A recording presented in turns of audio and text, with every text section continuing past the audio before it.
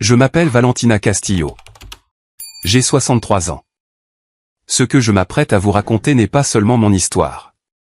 C'est l'histoire de nombreuses mères qui ont tout donné et n'ont reçu en retour que l'oubli. Mais c'est aussi une histoire de dignité. Ce genre de dignité que personne ne peut vous enlever, peu importe à quel point on essaie. J'ai toujours été une femme discrète. J'ai travaillé pendant 38 ans comme secrétaire dans un cabinet d'avocats. Rien de glamour, rien d'extraordinaire, juste un travail honnête qui m'a permis d'élever seul mon fils après que son père nous a abandonnés quand Mathéo n'avait que 5 ans. Je me souviens des nuits où je restais éveillé à chercher comment payer le loyer, comment acheter les fournitures scolaires, comment lui donner au moins une enfance décente. Nous n'avions pas de luxe. Notre maison était petite, dans un quartier calme mais modeste, mais nous avions de l'amour, du moins c'est ce que je croyais. Mathéo était ma fierté et ma joie, un garçon intelligent et travailleur. Je me suis sacrifié pour l'envoyer dans une bonne école. J'ai vendu le peu de bijoux qu'il me restait de ma mère. J'ai fait des heures supplémentaires. J'ai pris des petits boulots le week-end, transcrivant des documents à la maison, tout cela pour qu'il puisse avoir les opportunités que je n'avais jamais eues. Et il a réussi. Il a obtenu son diplôme avec mention, a décroché une bourse universitaire et a étudié l'administration des affaires. J'étais si fier, si pleine d'espoir. Quand Mathéo a obtenu son premier emploi dans une grande entreprise, j'ai pleuré de joie. Il n'aurait pas à lutter comme je l'avais fait. Il aurait un avenir brillant. Et pendant les premières années, il a été attentionné. Il m'appelait, me rendait visite et m'emmenait dîner de temps en temps. Je vivais pour ces moments, pour voir mon fils réussir, pour l'entendre parler de ses projets, de ses rêves. Mais les choses ont commencé à changer quand il a rencontré Isabella. Isabella venait d'une famille riche. Son père possédait plusieurs entreprises. Ils avaient des maisons, des voitures importées et voyageaient constamment. Elle était belle, élégante et bien éduquée. Et dès le début, j'ai su que je ne cadrais pas dans ce monde. La première fois que je l'ai rencontrée dans un café du centre-ville, j'ai remarqué la façon dont elle me regardait. Pas avec un mépris ouvert. Cela aurait été plus facile à affronter. Non, elle me regardait avec cette politesse froide, cette gentillesse parfaite qui vous fait vous sentir invisible, comme si vous étiez un vieux meuble dans une maison neuve. Mathéo a commencé à me rendre visite moins souvent. Les appels sont devenus plus espacés. Et quand nous nous voyions, il semblait embarrassé, honteux de mes vêtements simples, de ma façon de parler, de ma maison modeste. Il ne l'a jamais dit avec des mots. Mais une mère ressent ces choses. C'est comme une douleur sourde dans la poitrine qui ne veut pas s'en aller. Malgré cela, lorsqu'ils m'ont invité au dîner de fiançailles, j'ai repris espoir. J'ai pensé que les choses s'amélioreraient peut-être, qu'Isabella me donnerait peut-être une chance de mieux la connaître. J'ai acheté une nouvelle robe avec mes économies. Rien de cher, mais elle était élégante. Je me suis préparé avec grand soin. Je voulais être belle. Je voulais que mon fils soit fier de moi, juste une fois de plus. Le restaurant était l'un de ces endroits où l'argenterie brille plus que les bijoux et où le menu n'affiche pas de prix. Je suis arrivé à l'heure.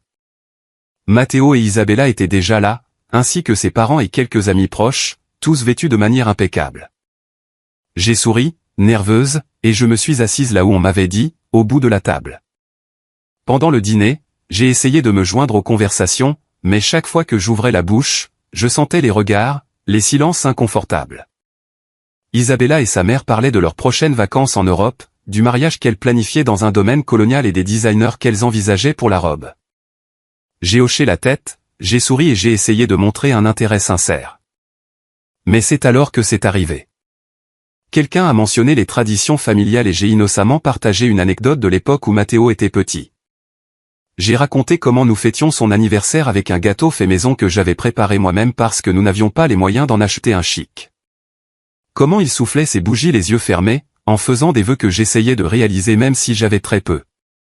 Je pensais que c'était une douce histoire, un souvenir affectueux. Mais cette nuit-là, quelque chose s'est produit qui a tout changé. Le silence qui a suivi mon histoire était lourd et gênant.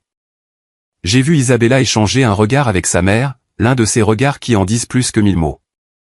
Mathéo a baissé les yeux vers son assiette comme si la nourriture était soudainement devenue la chose la plus intéressante au monde. J'ai essayé de me ressaisir. Peut-être avais-je trop parlé. Peut-être n'était-ce pas le bon moment pour ces souvenirs. J'ai bu une gorgée d'eau, les mains tremblant légèrement. Personne n'a rien dit pendant quelques secondes qui ont semblé durer une éternité.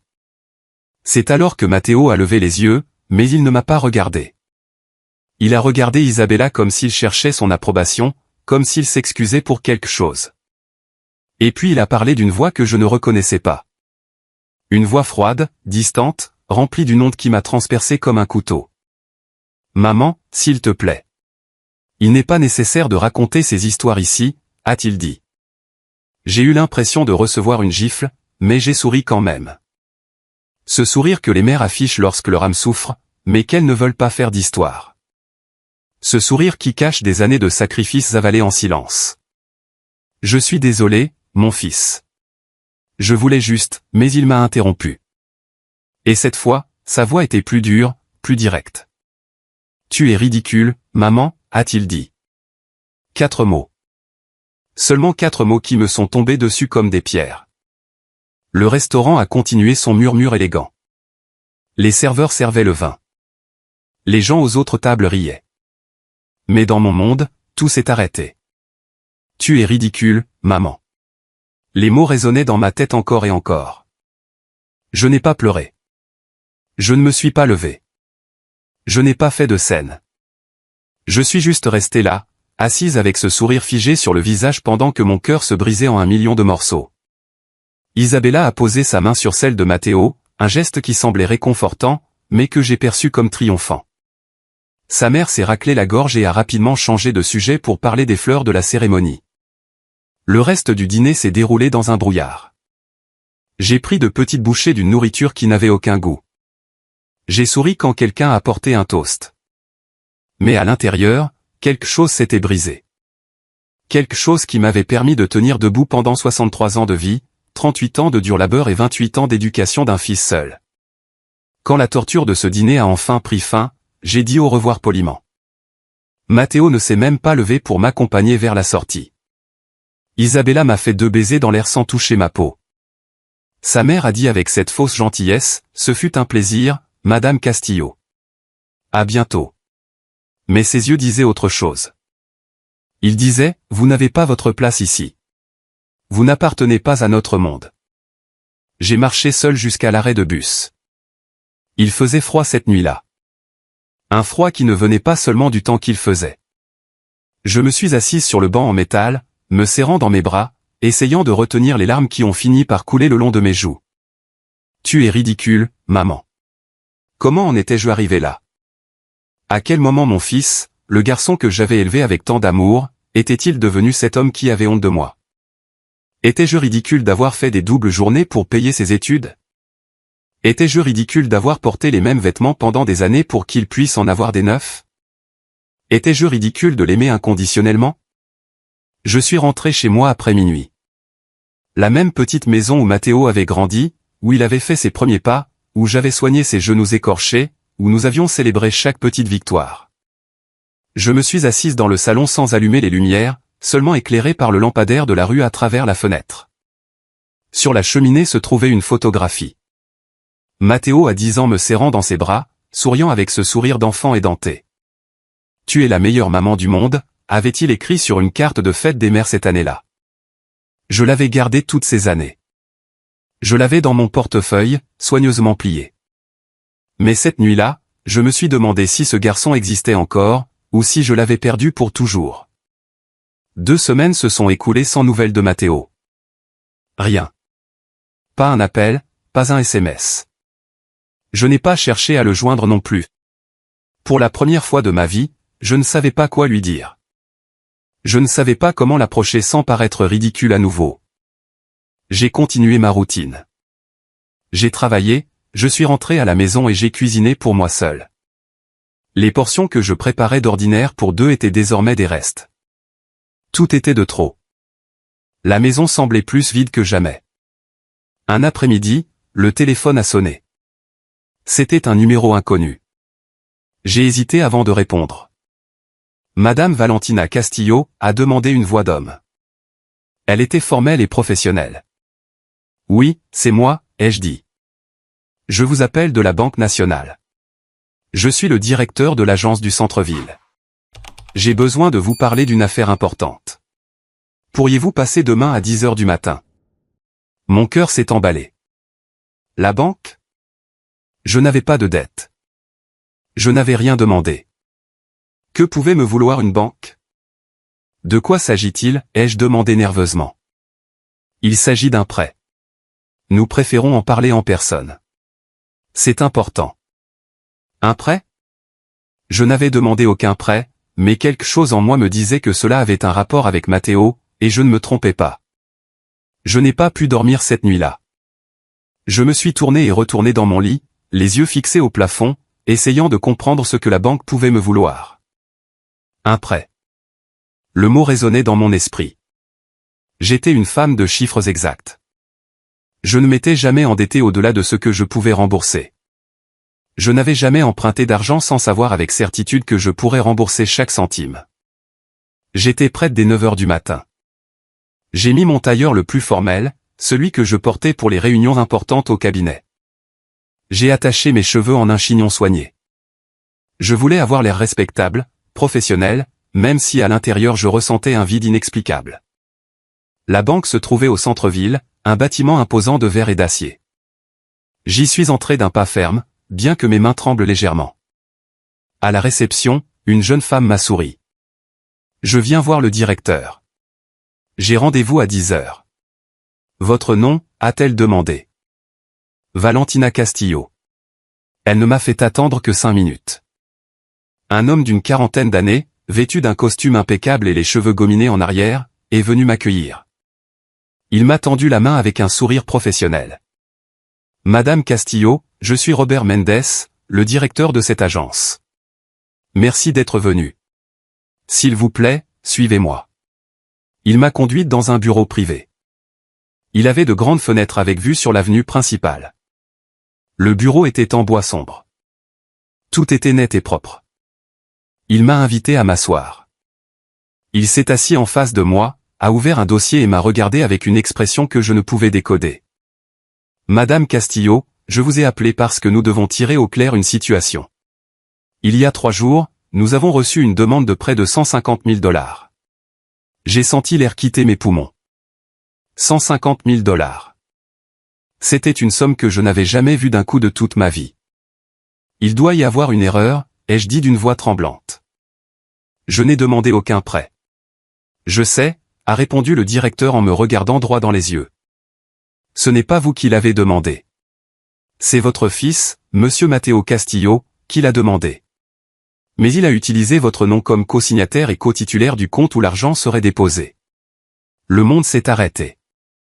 Matteo, mon fils, avait utilisé mon nom sans mon consentement, sans même m'en parler, sans même me demander. Non, je ne comprends pas, ai-je chuchoté. Comment est-ce possible? Je n'ai rien signé. Exactement, madame, a poursuivi le directeur, son ton devenant plus sérieux. C'est pour cela que je vous ai appelé. Quand nous avons examiné les documents, nous avons remarqué des irrégularités. La signature sur les documents présentés comme la vôtre est clairement un faux. Nous l'avons confirmé en la comparant à votre signature enregistrée dans notre système. Vous avez un compte d'épargne chez nous depuis 25 ans. Nous connaissons votre signature. Je suis restée silencieuse. Je ne pouvais pas assimiler ce que j'entendais. Matteo avait imité ma signature. Il avait essayé d'utiliser mon nom, mes antécédents de crédit, pour obtenir une somme d'argent que je ne pourrais jamais rembourser si les choses se passaient mal. Et le prêt a-t-il été approuvé, ai-je demandé, bien que je redoute déjà la réponse. Le directeur s'est adossé à sa chaise. Pour la première fois, son expression s'est adoucie, comme s'il comprenait la douleur que cela me causait. Pas pour lui, a-t-il dit.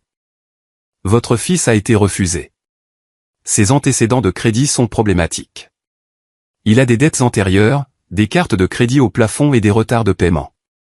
Il ne remplit pas les conditions minimales. Mais votre nom, Madame Castillo, c'est différent. Vous avez un historique impeccable. 38 ans de travail stable, jamais un retard de paiement, jamais une dette impayée. Votre nom est le seul qui pourrait être approuvé pour un prêt de cette envergure. Des larmes ont commencé à couler le long de mes joues, et je ne pouvais pas les arrêter. Ce n'était pas seulement des larmes de tristesse. C'étaient des larmes de rage, de déception, dues à une blessure si profonde que je ne savais pas si elle guérirait un jour. Mon fils, le garçon que j'avais élevé, le jeune homme pour qui j'avais tout sacrifié, en était arrivé au point de falsifier ma signature pour obtenir de l'argent. Il ne m'avait pas demandé mon aide. Il ne m'avait pas consulté. Il avait simplement décidé que mon nom était un outil pour résoudre ses problèmes. Que dois-je faire maintenant, ai-je demandé, essuyant mes larmes du revers de la main. Vous avez deux options, a expliqué le directeur d'une voix calme. Premièrement, vous pouvez déposer une plainte formelle pour falsification de documents. C'est un délit grave. Ou deuxièmement, vous pouvez venir ici, signer personnellement et accepter de vous porter garante pour votre fils. Le prêt serait alors approuvé sous votre nom et votre responsabilité. Je l'ai dévisagé. Dénoncer mon propre fils, le livrer aux autorités, ou devenir son sauveur une fois de plus, en assumant une dette de 150 000 $ que je ne pourrais probablement jamais rembourser. Pourquoi a-t-il besoin de cet argent, ai-je demandé, bien que je ne sois pas sûr de vouloir connaître la réponse. Le directeur a consulté les documents. Selon la demande, c'est pour investir dans un projet commercial. Une entreprise qu'il souhaite lancer avec sa future épouse. Bien sûr, Isabella. Tout s'expliquait maintenant. Il voulait lancer une affaire, quelque chose d'élégant, à la hauteur de la famille de celle-ci, mais il n'avait pas le capital. Et Matteo, désespéré de l'impressionner, de ne pas être vu comme celui qui ne pouvait pas contribuer, avait décidé d'utiliser mon nom. Tu es ridicule, maman. Maintenant, je comprenais mieux ces mots.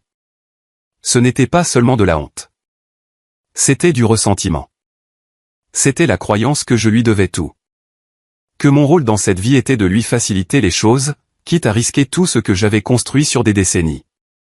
J'ai besoin de temps pour réfléchir, ai-je dit en me levant, les jambes tremblantes. Bien sûr, a répondu le directeur en se levant lui aussi. Vous avez jusqu'à vendredi pour prendre une décision. Après cela, nous procéderons aux mesures juridiques correspondantes s'il n'y a pas de réponse claire. Je suis sorti de la banque comme un fantôme. J'ai marché dans les rues sans but. Les gens me croisaient, parlaient, riaient, vivaient leur vie normale, tandis que je portais le poids d'une trahison que je ne savais pas comment surmonter. Je suis arrivé dans un parc. Je me suis assise sur un banc sous un arbre. Et là, pour la première fois depuis de nombreuses années, j'ai pleuré sans me retenir. J'ai pleuré pour tout ce que j'avais donné, pour tout ce que j'avais perdu, pour le garçon qui n'existait plus et l'homme qu'il était devenu. Mon téléphone a vibré. Un message de Matteo. Maman, il faut qu'on parle. C'est urgent. Alors, il savait déjà. Il savait déjà que la banque m'avait contacté. J'ai regardé le message pendant plusieurs minutes. Les mots brillaient sur l'écran de mon téléphone comme une accusation. Il faut qu'on parle. C'est urgent. Pas un, comment vas-tu, maman, pas un, je suis désolé de ne pas avoir appelé, pas un, tu me manques, seulement l'urgence, seulement le besoin. Pour la première fois en 28 ans, je n'ai pas répondu immédiatement. J'ai remis mon téléphone dans mon sac et je suis resté assis sur ce banc de parc, regardant les pigeons picorer des miettes de pain que quelqu'un avait laissées. Comme leur vie était simple. Eux, au moins, ne connaissaient pas la trahison. Ils ne connaissaient pas la douleur de tout donner pour ne recevoir que de l'indifférence. D'autres messages sont arrivés les uns après les autres. Maman, s'il te plaît réponds-moi. C'est important. Tu ne peux pas m'ignorer. Ce dernier message m'a fait sourire amèrement. Tu ne peux pas m'ignorer. Comme si je n'avais pas le droit de prendre mes distances. Comme si mon but avait toujours été d'être disponible. Toujours prêt à résoudre ses problèmes. Toujours disposé à me sacrifier une fois de plus. Finalement, après le 5e message, j'ai répondu. Juste 3 mots. Je sais tout. Il n'y a pas eu de réponse immédiate. J'imaginais Matteo à l'autre bout du fil, comprenant que la banque m'avait appelé, comprenant que son plan avait échoué. Je me suis demandé s'il ressentait de la honte, de la culpabilité, ou s'il ne ressentait que de la frustration parce que sa mère, une fois de plus, n'avait pas été aussi ridicule qu'il l'espérait. 20 minutes plus tard, mon téléphone a sonné. C'était lui. Je l'ai laissé sonner 1 fois, 2 fois, 3 fois. À la 4e sonnerie, j'ai répondu. Maman, a-t-il dit. Sa voix semblait nerveuse et frénétique. Il faut qu'on parle. Où es-tu? Dans un parc. Je réfléchis, ai-je dit. Qu'est-ce qu'on t'a dit à la banque? A-t-il demandé. Pas de, comment te sens-tu après l'avoir appris? Pas de, je suis tellement désolé pour ce que j'ai fait. Juste, qu'est-ce qu'on t'a dit? On m'a dit que tu avais essayé de falsifier ma signature pour obtenir un prêt de 150 000 $, ai-je dit. On m'a dit que tu avais utilisé mon nom sans ma permission. On m'a dit que ton historique de crédit est un désastre et que le mien est impeccable. J'ai fait une pause. On m'a dit que je suis ta seule chance. Silence à l'autre bout du fil. Un lourd et long silence. Maman, je peux expliquer, a-t-il dit. Bien sûr que tu le peux, ai-je répondu avec un calme que je ne me connaissais pas. Tu peux toujours expliquer. Tu as toujours une justification. Ce n'est pas ce que tu crois, a-t-il dit. Isabella et moi avons une opportunité incroyable, une entreprise, quelque chose qui peut tout changer. Mais nous avons besoin d'un capital de départ. Je savais que si je te le demandais directement, tu dirais non. Tu dirais que c'est beaucoup d'argent, que c'est risqué. Tu avais raison, ai-je interrompu. J'aurais dit non parce que c'est beaucoup d'argent, parce que c'est risqué. Parce que c'est plus que ce que j'ai gagné en des années de travail. Et parce que Matteo, falsifier ma signature, ce n'est pas seulement malhonnête, c'est un crime. Maman, s'il te plaît, ne vois pas les choses de cette façon, a-t-il supplié. J'allais te rembourser. Tout, avec les intérêts. Quand l'entreprise aurait décollé, je t'aurais remboursé jusqu'au dernier centime. Je ne t'aurais jamais laissé avec cette dette. J'ai ri d'un rire sec, sans joie. Et si l'entreprise faisait faillite, ai-je demandé. Et si tu ne pouvais pas payer? Que adviendrait-il de moi alors? De mon nom? Des économies qu'il me reste pour mes vieux jours? Cela n'arrivera pas, a-t-il dit. Nous avons un plan solide. Les parents d'Isabella nous conseillent. C'est un investissement sûr. Alors laisse les parents d'Isabella te prêter l'argent, ai-je dit, sentant la colère commencer à monter dans ma poitrine. Si c'est si sûr, si c'est si prometteur, laisse sa famille qui a tant de moyens t'aider. Pourquoi as-tu besoin du nom de ta mère qui a travaillé 38 ans comme secrétaire? Pourquoi as-tu besoin de risquer le peu que j'ai? Un autre silence. Et puis la vérité est sortie.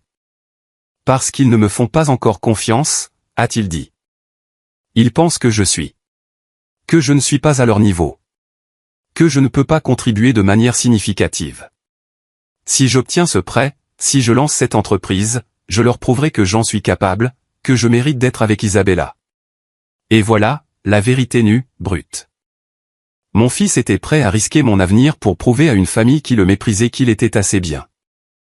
Il était prêt à utiliser mon nom, mon histoire, ma dignité pour acheter l'approbation de gens qui ne le verraient jamais comme leur égal. Matteo, ai-je dit, et ma voix s'est un peu brisée. À quel moment ai-je cessé d'être assez bien pour toi? Quoi, a-t-il dit? À quel moment as-tu cessé de te soucier de ce que je pensais? De ce que je ressentais? Je t'ai tout donné. Tout ce que j'avais. Et je ne t'ai jamais demandé de me prouver quoi que ce soit. Je ne t'ai jamais demandé d'être autre chose que toi-même. Pourquoi ont-ils ce pouvoir sur toi? Pourquoi leur approbation a-t-elle plus de valeur que la mienne? Maman, ce n'est pas comme ça, a-t-il dit. Si, c'est comme ça, ai-je dit. Tu m'as traité de ridicule devant des inconnus, devant la famille de ta petite amie. Parce que j'avais raconté une histoire de ton enfance, parce que je me souvenais des moments où nous n'avions que l'un l'autre. Et maintenant, sans même me le demander, tu essaies d'utiliser mon nom pour obtenir de l'argent dont tu n'as même pas besoin pour survivre. De l'argent dont tu as besoin pour les impressionner. J'ai entendu sa respiration agitée à l'autre bout de la ligne. Est-ce que tu vas m'aider ou pas, a-t-il finalement demandé. Et il y avait quelque chose dans sa voix qui m'a brisé le cœur. Ce n'était pas une supplique. C'était une exigence. Comme si je lui devais cela, comme si c'était mon obligation. J'ai fermé les yeux. Les larmes ont coulé silencieusement sur mes joues. J'ai jusqu'à vendredi pour décider, ai-je dit. Le directeur m'a donné ce délai. Tu as donc 4 jours. Maman, s'il te plaît. C'est ma chance. Notre chance. Quand l'entreprise fonctionnera, tu pourras quitter ton travail. Je m'occuperai de toi. Je te le promets. Des promesses? Combien de promesses avais-je entendues dans ma vie? Combien avaient été brisées? Je vais y réfléchir, ai-je dit. Donne-moi du temps. Je n'ai pas beaucoup de temps, a-t-il dit.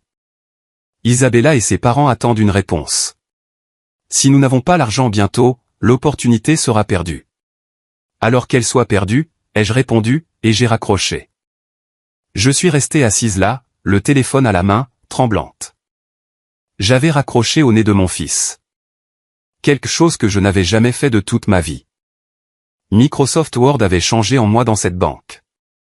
Quelque chose s'était réveillé. Le téléphone a vibré à nouveau. D'autres messages. Mais cette fois, je ne les ai pas lus. Je me suis levé du banc et j'ai marché vers ma maison. À chaque pas, je me sentais plus ferme, plus lucide. J'avais 4 jours pour prendre la décision la plus importante de ma vie. Les 2 jours suivants ont été les plus longs de mon existence.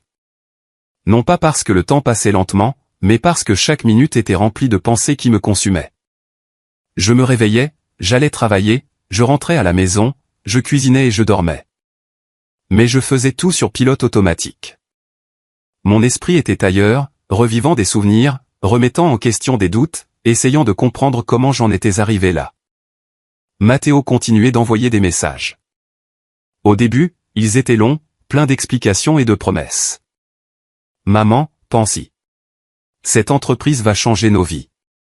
Tu pourras prendre ta retraite, voyager, te reposer. Comme si mon problème était le travail.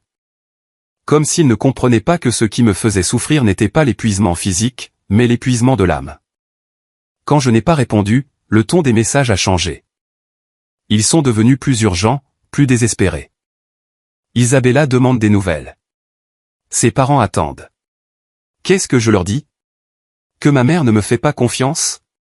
Et voilà de nouveau la culpabilisation, comme si c'était moi qui le décevais.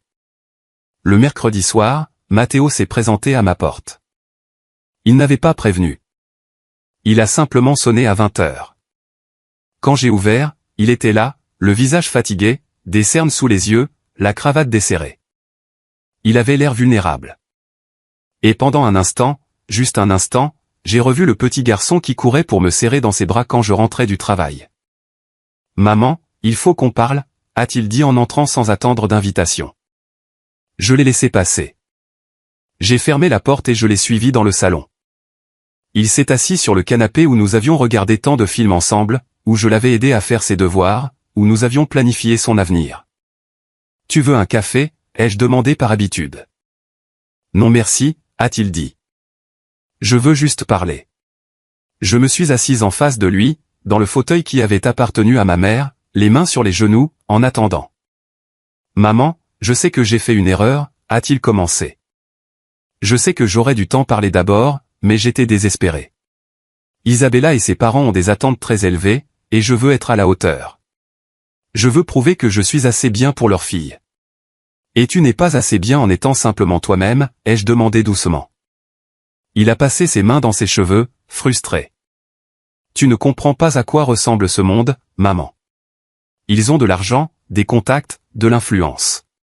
Moi, j'ai juste mon travail et ma motivation. Ce n'est pas suffisant dans leur cercle. J'ai besoin de quelque chose de plus. J'ai besoin de montrer que je peux construire quelque chose de grand. Et le construire sur mon dos, c'est normal? Ai-je demandé. Il m'a regardé et dans ses yeux j'ai vu quelque chose qui m'a fait peur. Ce n'était pas du regret. C'était une justification. Tu as toujours été là pour moi. Tu m'as toujours soutenu. Pourquoi cette fois est-elle différente? Quand j'ai eu besoin d'argent pour l'université, tu as fait des heures supplémentaires. Quand j'ai eu besoin d'un costume pour mon premier entretien, tu as vendu tes bijoux. Pourquoi maintenant, alors que j'ai l'opportunité de ma vie, me tournes-tu le dos? Ces mots m'ont frappé comme des coups de poing parce qu'il avait raison et tort en même temps. Oui, j'avais toujours été là. Oui, je m'étais toujours sacrifié. Mais ces fois-là étaient différentes. Ces fois-là, il m'avait demandé de l'aide. Il m'avait regardé dans les yeux et m'avait dit « Maman, j'ai besoin de toi. » Et j'avais choisi de donner. Maintenant, il avait pris sans demander. Il avait décidé pour moi. Matteo, il y a une différence énorme entre le fait que je t'aide quand tu me le demandes et le fait que tu utilises mon nom sans mon consentement, ai-je dit. Tu as falsifié ma signature.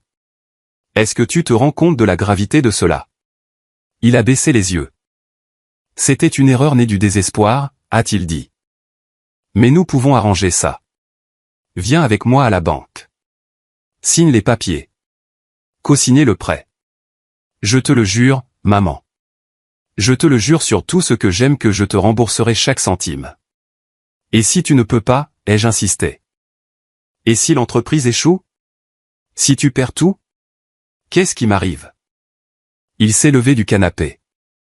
Il a commencé à faire les 100 pas dans la pièce. Ça ne va pas échouer. Nous avons un plan. Nous avons étudié le marché. Les parents d'Isabella connaissent des investisseurs. Ça va marcher. Alors laisse-les investir, ai-je dit. Je te l'ai déjà dit. Ils ne me font pas encore confiance. J'ai besoin de prouver que je peux apporter du capital, que je peux obtenir un financement, que je ne suis pas juste le petit ami pauvre de leur fille. Et là se trouvait la véritable blessure, l'insécurité qui le rongeait, le sentiment d'être inférieur. La croyance que sans argent, il n'était pas digne d'amour. Mon cœur s'est serré parce que j'avais élevé un enfant pour qu'il se sente précieux pour ce qu'il était. Et le monde lui avait appris autre chose. Il lui avait appris que sa valeur se mesurait en dollars et en statuts. Matteo, ai-je dit en me levant à mon tour. Si Isabella t'aime, elle t'aimera sans l'entreprise, sans l'argent. Si sa famille ne t'accepte pas tel que tu es, elle ne t'acceptera jamais. Peu importe la somme d'argent que tu obtiendras, peu importe tes efforts, ils verront toujours en toi le garçon du quartier modeste qui a épousé leur fille. Tu ne comprends pas, a-t-il répondu, la voix dure. Tu n'as jamais eu d'ambition. Tu t'es contenté d'être secrétaire toute ta vie. De vivre dans cette petite maison, de n'avoir rien, mais moi je veux plus. Je mérite plus. Ces mots étaient comme du poison. Tu t'es contenté. Tu n'avais pas d'ambition. Comme si élever un fils seul, travailler 38 ans sans faillir, garder un toit sur nos têtes n'était pas des accomplissements. Comme si ma vie était quelque chose dont il fallait avoir honte. Tu as raison, ai-je dit, et ma voix paraissait étrangement calme. Je n'ai pas d'ambition de richesse. Mon ambition était de bien t'élever. Mon ambition était que tu sois un homme de valeur, un homme honnête, un homme qui n'écrase pas les autres pour avancer. Mais il semble que j'ai échoué. Il s'est figé. Il m'a regardé comme si je l'avais giflé. Maman, a-t-il dit. Matteo, je pense que tu devrais partir, ai-je dit. J'ai besoin de réfléchir et je ne peux pas le faire avec toi qui me mets la pression. S'il te plaît, va-t'en. Il m'a regardé pendant de longues secondes, attendant peut-être que je cède, que je fasse ce que j'avais toujours fait, faire passer ses besoins avant les miens. Mais cette fois, je suis resté ferme. Finalement, il a pris sa veste et s'est dirigé vers la porte. Avant de sortir, il s'est retourné. La date limite est vendredi, a-t-il dit. J'espère que tu prendras la bonne décision. Il a fermé la porte derrière lui, et je suis resté debout au milieu de mon salon, avec l'impression de venir de perdre quelque chose que je ne récupérerai jamais. Je n'ai pas pu dormir cette nuit-là. Je me suis tourné et retourné dans mon lit, fixant le plafond, pensant, me souvenant, jusqu'à ce que finalement, aux premières heures du matin, je prenne une décision. Je me suis levé, j'ai allumé la lumière de ma chambre et j'ai sorti une vieille boîte de mon placard, une boîte que je n'avais pas ouverte depuis des années.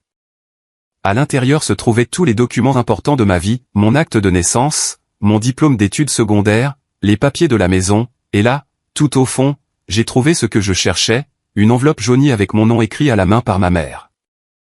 Je l'ai ouverte les mains tremblantes et j'ai lu les mots qu'elle m'avait laissés avant de mourir, des mots que je n'avais pas relus depuis plus de 20 ans. Valentina, ma fille, si tu lis ceci, c'est que je ne suis plus là. Je veux que tu saches que je suis fier de toi, de ta force, de ta gentillesse. Mais je veux aussi te mettre en garde, ne laisse pas ta gentillesse se transformer en faiblesse. Ne laisse pas les autres abuser de ta générosité. Aimer, c'est donner, oui, mais c'est aussi fixer des limites. C'est aussi dire non quand c'est nécessaire, car une femme qui ne se respecte pas ne peut pas apprendre aux autres à la respecter. des larmes ont coulé sur mes joues à la lecture de ces mots, comme si ma mère était là, me parlant depuis l'au-delà, me donnant la permission dont j'avais besoin pour faire ce que je devais faire. J'ai remis la lettre dans l'enveloppe, je l'ai serrée contre mon cœur, et j'ai su exactement ce que je ferais vendredi. Le soleil s'est levé vendredi sur un ciel clair, l'un de ces ciels qui semblent promettre un nouveau départ. Je me suis réveillé à 5 heures du matin, sans même avoir mis de réveil. Mon corps savait que c'était un jour différent, un jour qui marquerait un avant et un après dans ma vie. Je me suis levé et j'ai préparé du café. L'arôme financier a envahi la petite cuisine. Je me suis assise à la table, la même table où Mathéo avait fait ses devoirs, où nous avions pris notre petit déjeuner ensemble pendant tant d'années. J'ai bu mon café lentement, savourant chaque gorgée, comme si je préparais mon âme à ce qui allait arriver. À 8 heures du matin, j'étais habillé. J'ai choisi mon meilleur tailleur, le bleu marine que je gardais pour les grandes occasions. Je me suis maquillée avec soin, non pas pour impressionner qui que ce soit, mais pour me sentir forte, pour voir dans le miroir la femme que j'avais été avant de devenir simplement maman, la Valentina Castillo qui existait au-delà de son rôle de mère sacrificielle. Avant de partir, je me suis arrêté devant la photographie de ma mère dans le salon. Son visage serein me regardait depuis le vieux portrait en noir et blanc. J'ai touché le verre avec mes doigts. Merci, maman, ai-je chuchoté, de m'avoir appris à être forte. Je suis désolé d'avoir mis si longtemps à m'en souvenir. La banque ouvrait à 9 heures. Je suis arrivé 10 minutes en avance. Je me suis assise au même endroit où j'avais attendu lundi, mais cette fois je me sentais différente, plus légère, malgré la gravité de ce que j'allais faire. Parce que pour la première fois depuis bien longtemps, je prenais une décision basée sur ce qui était bon pour moi, et pas seulement sur ce qui était pratique pour les autres. Le directeur, Robert Mendes, est apparu ponctuellement à 9 heures. Madame Castillo, bonjour. Avez-vous pris votre décision? Oui, ai-je répondu en me levant. C'est fait. Il m'a reconduite dans son bureau. Il a fermé la porte. Il m'a offert de l'eau, que j'ai acceptée. Mes mains étaient étonnamment stables lorsque j'ai pris le verre. Alors, a-t-il dit en s'asversté et en croisant les doigts sur la table. Qu'avez-vous décidé? J'ai pris une profonde inspiration. C'était le moment. J'ai décidé que je n'allais pas signer et que je ne co-signerais pas le prêt de mon fils. Le directeur a hoché la tête lentement, sans surprise, comme s'il s'était attendu à cette réponse. Je comprends, a-t-il dit. Et êtes-vous consciente que cela signifie que votre fils pourrait faire face à des poursuites judiciaires pour falsification de documents? Je le suis, ai-je répondu, et ma voix n'a pas tremblé. Mais je suis aussi consciente que si je signe, je validerai son comportement. Je lui dirai qu'il est acceptable d'utiliser les gens, même sa mère, pour obtenir ce qu'il veut, et ce n'est pas la leçon que je veux lui enseigner. Le directeur m'a regardé avec ce qui semblait être du respect. Voulez-vous déposer une plainte formelle? J'ai fermé les yeux un instant. Dénoncer mon propre fils, le traîner devant les tribunaux, était une chose que je n'aurais jamais imaginé faire. Mais je n'aurais jamais imaginé non plus qu'il serait capable de falsifier ma signature. Non, ai-je dit finalement. Je ne veux pas porter plainte contre lui, mais je veux qu'il y ait une trace à la banque de ce qui s'est passé. Je veux qu'il soit enregistré que les documents ont été falsifiés et que j'ai refusé le prêt. S'il essaie à nouveau une telle chose à l'avenir, il y aura un antécédent.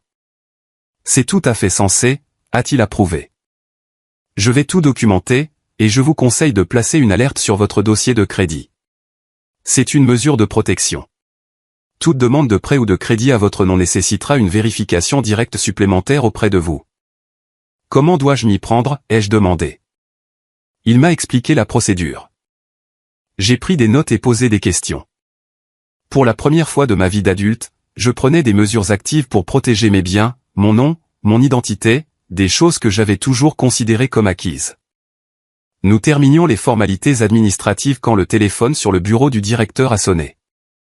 Il a répondu, a écouté un instant, puis m'a regardé. C'est lui, a-t-il dit. Il est à la réception.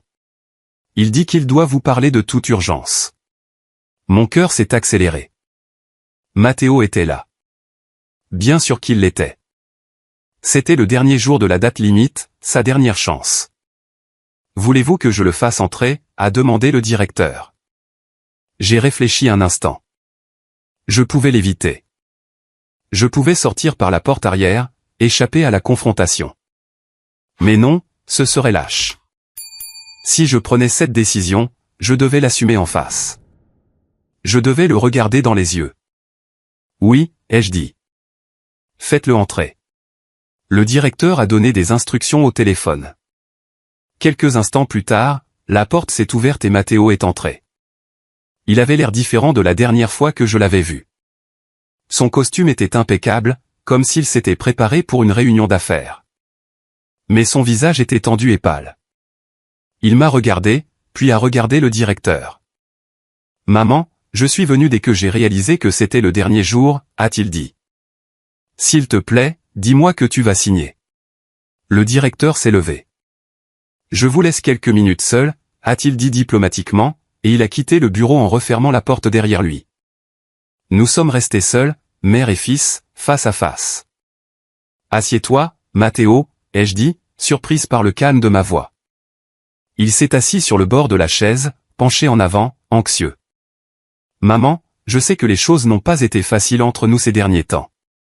Je sais que j'ai dit des choses que je n'aurais pas dû dire lors de ce dîner, mais j'ai besoin que tu comprennes que c'est important. Isabella et moi avons tout planifié. Ses parents attendent que je montre de l'initiative, que je prouve que je peux apporter quelque chose au mariage. Si j'obtiens ce prêt, si je lance cette entreprise, tout changera pour toi aussi. Maman, pense à tout ce que tu as sacrifié. C'est ma façon de te remercier. Quand l'entreprise aura décollé, tu n'auras plus jamais à te soucier de l'argent. » J'ai écouté sans l'interrompre. J'ai observé ses mains gesticuler, son expression anxieuse, ses yeux implorants, et j'ai réalisé une chose. Il croyait sincèrement ce qu'il disait. Il pensait vraiment que cet argent, que le fait d'impressionner les parents d'Isabella et de bâtir cette entreprise était la solution à tout. Il ne voyait pas la profonde fracture qui existait entre nous. Il ne voyait pas que le problème n'était pas l'argent. C'était le respect. C'était la dignité. C'était un amour qui était devenu conditionnel. « Matteo, ai-je dit quand il a eu fini, est-ce que tu m'aimes ?» La question a semblé le déstabiliser. « Quoi ?» a-t-il dit. « Bien sûr que oui. Tu es ma maman. Mais est-ce que tu me respectes ?» Silence. Son regard s'est dérobé. « Maman, pourquoi demandes-tu ça maintenant ? » « Parce que j'ai besoin de le savoir, ai-je dit. »« Respectes-tu mes décisions ? Respectes-tu ma vie ? Respectes-tu ce que j'ai construit ? Même si ce n'est pas grand-chose selon tes critères. »« Maman, je veux juste que tu aies une vie meilleure, » a-t-il dit, sans répondre à la question. « Est-ce que tu me respectes ?» Je l'ai regardé lutter avec ces mots. J'ai vu le conflit sur son visage. Et puis, presque dans un murmure, la vérité est sortie. Une vérité que nous connaissions tous les deux mais qui n'avait jamais été dite à voix haute. « Je pense, » a-t-il dit, « je pense que tu as pris des doutes qui t'ont maintenue petite, que tu t'es contenté de peu alors que tu aurais pu être plus, et cela me frustre. » La voilà, la blessure ouverte. Mon fils me voyait comme quelqu'un qui s'était résigné, quelqu'un dont la vie était un gâchis de potentiel. Il ne voyait pas les sacrifices. Il ne voyait pas la force qu'il avait fallu pour élever un enfant seul. Il ne voyait pas que mes choix, bien que modestes, avaient été courageux, et que je les avais faits pour lui. « Tu penses que tu as le droit de prendre des décisions à ma place, d'utiliser mon nom sans permission, parce que dans ton esprit, je ne sais pas ce qui est bon pour moi, ai-je dit. » Il a ouvert la bouche pour protester. Mais je l'ai arrêté d'un geste. « Je ne vais pas signer, Matteo. » Tout le sang a quitté son visage. « Quoi ?» a-t-il dit. « Je ne vais pas me porter garante pour ton prêt. Je ne vais pas risquer mon avenir pour une entreprise au sujet de laquelle tu ne m'as même pas consulté. Et je ne vais pas valider ton comportement en signant ces papiers. » Il s'est levé brusquement, agité. « Maman, tu ne peux pas faire ça. Isabella va me quitter. Ses parents vont penser que je suis un raté. Alors laisse-les penser cela, ai-je dit, me levant moi aussi. » En connaissance de cause, a-t-il dit. « Quelle expérience en as-tu ? Tu n'as jamais rien risqué. Tu n'as jamais essayé d'être quelque chose de plus. » Ces mots m'ont fait mal. Mais cette fois, la douleur ne m'a pas paralysé. Elle m'a fortifié. « Tu as raison, ai-je dit. Je n'ai pas pris de risque. Parce que j'avais un fils qui dépendait de moi. Parce que j'avais des responsabilités que je ne pouvais pas ignorer. Parce que le luxe de courir après des rêves risqués est réservé à ceux qui ont des filets de sécurité. Et moi, je n'en avais pas. Je n'avais que moi-même. Et toi? Et maintenant que tu as l'opportunité de m'aider, tu me tournes le dos, a-t-il dit. Je ne te tourne pas le dos, ai-je répondu. Je pose une limite. Il y a une différence énorme. Il s'est mis à arpenter la pièce de long en large, passant ses mains dans ses cheveux, désespéré. C'est incroyable, a-t-il dit. Ma propre mère sabote mon avenir. Sais-tu ce que tout le monde va penser quand ils apprendront que tu as refusé de m'aider? Je me fiche de ce que pensent les autres, ai-je répliqué fermement. Je me soucie de ce que je sais être juste, et signer ces papiers serait une erreur. Ce serait me trahir moi-même. Ce serait apprendre que tu peux piétiner les gens et obtenir quand même ce que tu veux. Il s'est arrêté. Il m'a regardé avec des yeux pleins de rage et de douleur. Je ne te le pardonnerai jamais, a-t-il dit. Ces mots ont été comme un coup de poignard, mais je n'ai pas reculé. C'est ta décision, ai-je dit. Je prends la mienne et j'en assumerai les conséquences. Tu devras faire de même. Il est resté là, tremblant de fureur et d'impuissance. Pendant un instant, j'ai cru qu'il dirait autre chose, que peut-être, au fond, il comprendrait. Mais il ne l'a pas fait. Au lieu de cela, il est sorti du bureau, faisant claquer la porte en verre derrière lui. Je me suis retrouvé seul. Mes jambes ont fléchi, et j'ai dû m'asseoir. Les larmes que j'avais retenues pendant toute la conversation ont fini par se libérer. J'ai pleuré en silence, les mains sur le visage. Le directeur est entré après quelques minutes. Il n'a rien dit. Il a simplement posé une boîte de mouchoirs sur la table et a attendu patiemment. Quand j'ai enfin réussi à me calmer, j'ai essuyé mes larmes et je l'ai regardé. Je suis désolé pour cette scène, ai-je dit. Vous n'avez pas à vous excuser, a-t-il répondu gentiment. Vous avez fait ce qu'il fallait. Je sais que vous n'en avez pas l'impression maintenant, mais c'est le cas. J'ai hoché la tête, sans être tout à fait sûr de le croire. Nous avons signé les derniers documents. Il a été officiellement enregistré que j'avais rejeté le prêt, que les documents originaux contenaient des falsifications et que je n'étais responsable d'aucune dette au nom de Matteo Castillo. Quand j'ai quitté la banque, le soleil était haut dans le ciel. Il n'était que midi, mais j'avais l'impression d'avoir vécu une vie entière au cours de ces quelques heures. J'ai marché au hasard pendant un moment. Mes pas m'ont mené vers une petite église que je connaissais depuis des années. J'y suis entré. Le silence sacré m'a enveloppé. Je me suis assise sur l'un des bancs du fond et j'ai simplement respiré. Je ne suis pas particulièrement religieuse, mais à ce moment-là, j'avais besoin d'un espace paisible, d'un endroit où je pourrais digérer ce que je venais de faire. J'avais dit non à mon fils. Pour la première fois de sa vie, j'avais placé mes besoins, ma dignité, mon avenir au-dessus de ses désirs. Et bien que je sache que c'était la bonne chose à faire, cela faisait mal d'une manière que je ne saurais décrire. Je suis resté là pendant plus d'une heure, priant parfois, pleurant parfois, et existant simplement. Quand je suis enfin parti, mon téléphone affichait 17 messages, tous de Matteo. Je ne les ai pas lus. Pas encore. J'avais besoin de temps. J'avais besoin d'espace. Cette nuit-là, chez moi, j'ai préparé un dîner simple. Je me suis assise seule à la table et j'ai mangé en silence. C'était étrange. La solitude avait toujours été là, mais maintenant, elle semblait différente. Ce n'était pas du vide. C'était de l'espace. De l'espace pour respirer, pour penser, pour être simplement Valentina. Avant de me coucher, j'ai allumé mon ordinateur. J'ai fait quelque chose que j'aurais dû faire il y a des années. J'ai mis des alertes de sécurité sur mes informations de crédit. J'ai changé mes mots de passe. J'ai protégé mon identité. Je ne le faisais pas par colère. Je le faisais par amour-propre. Cet amour-propre que j'avais oublié pendant des années à force de me faire passer en dernier. Et alors que j'éteignais les lumières et m'allongeais, une paix étrange m'a envahi. Ce n'était pas du bonheur. C'était quelque chose de plus profond. C'était la certitude que même si j'avais perdu quelque chose de précieux, j'avais gagné quelque chose de bien plus précieux encore. Je m'étais retrouvé. Mais l'histoire ne s'est pas arrêtée là.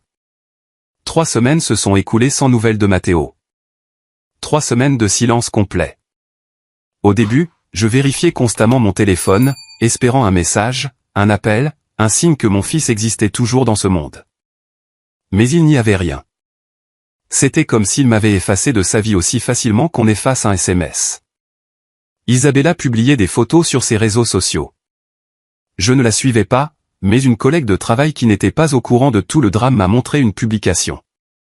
Regarde, Valentina, ta belle-fille est dans un restaurant très élégant. J'ai forcé un sourire et j'ai regardé l'écran. Elle était là, rayonnante, avec Matteo à ses côtés. Il souriait lui aussi, mais ses yeux avaient l'air fatigués. La légende de la photo disait « Célébrer de nouveaux départs avec mon amour ». Nouveau départ. Je me suis demandé ce que cela signifiait. Avait-il obtenu l'argent d'une autre manière? Avait-il abandonné le projet d'entreprise? Ou faisait-il simplement semblant que tout allait bien alors qu'à l'intérieur tout s'écroulait? Le travail est devenu mon refuge. Je me suis plongé dans les dossiers, les transcriptions et les documents juridiques que je révisais depuis près de 40 ans. Mes collègues ont remarqué que quelque chose avait changé, mais ils n'ont pas posé de questions directes. Ils m'offraient simplement du café supplémentaire, des sourires compréhensifs et une compagnie silencieuse pendant les déjeuners. Un jeudi après-midi, alors que j'étais sur le point de quitter le bureau, ma patronne, Madame Reynolds, m'a appelé dans son bureau. C'était une femme d'une dizaine d'années, élégante, qui avait réussi, divorcée et sans enfant. Je l'avais toujours admirée en silence. « Valentina, assieds-toi, je t'en prie. » J'ai obéi, nerveuse. Avais-je fait une erreur dans mon travail? Mes problèmes personnels affectaient-ils mes performances? Je veux te parler de quelque chose, a-t-elle commencé, joignant ses mains sur son bureau. J'ai remarqué que ces dernières semaines, tu es différente. Pas distraite. Au contraire, tu es plus concentrée, plus présente, mais aussi plus. Comment dire, plus légère, comme si on t'avait enlevé un poids des épaules. J'ai été surprise par son observation. Je ne savais pas que c'était si visible. C'est compliqué, ai-je dit simplement. Tu n'es pas obligé de me raconter si tu ne le veux pas, a-t-elle répondu gentiment. Mais je veux que tu saches quelque chose. Il y a 20 ans, j'étais mariée à un homme qui m'aimait. Du moins, c'est ce que je croyais. Mais il m'aimait comme on aime une employée efficace. Je cuisinais, je nettoyais, je travaillais pour aider aux finances, et je subissais aussi ses critiques constantes. Rien de ce que je faisais n'était assez bien. Un jour, j'ai décidé que c'en était assez. J'ai divorcé. J'ai perdu des amis. Ma famille m'a tourné le dos. Ils m'ont dit que je faisais la plus grande erreur de ma vie. Mais Valentina, c'est la meilleure décision que j'ai jamais prise, parce que je me suis prouvé à moi-même que ma tranquillité d'esprit valait plus que l'approbation des autres. Ces mots ont résonné dans mon âme. C'était comme si elle s'adressait directement à ma situation sans le savoir. Et l'avez-vous regretté, ai-je demandé à voix basse. Jamais, a-t-elle dit. Il y a eu des moments difficiles, oui, des nuits de solitude, des doutes, mais jamais de regrets, parce que j'ai choisi ma dignité, et ce choix a fait de moi ce que je suis aujourd'hui. J'ai senti des larmes me monter aux yeux. Merci de me dire cela, ai-je dit. Elle a souri. Face à ce que tu traverses, fais-toi confiance. Les femmes de notre génération ont été élevées pour se sacrifier, pour s'aider, pour faire passer tout le monde avant elles-mêmes. Mais ce n'est pas une vertu. C'est de l'autodestruction. Et toi, Valentina, tu as trop de valeur pour te détruire. Je suis sorti de son bureau le cœur plus léger. Je n'étais pas seul dans cette situation. D'autres femmes avaient pris des décisions difficiles. Elles avaient survécu. Elles avaient prospéré. Le vendredi soir, j'ai décidé de faire quelque chose que je n'avais pas fait depuis des années. Je suis allé au cinéma seul. J'ai acheté du popcorn, je me suis assise dans la salle obscure et j'ai regardé un film sans penser à personne d'autre qu'à moi. C'était libérateur. Quand je suis sorti du cinéma, il était presque 23 heures. Les rues étaient calmes.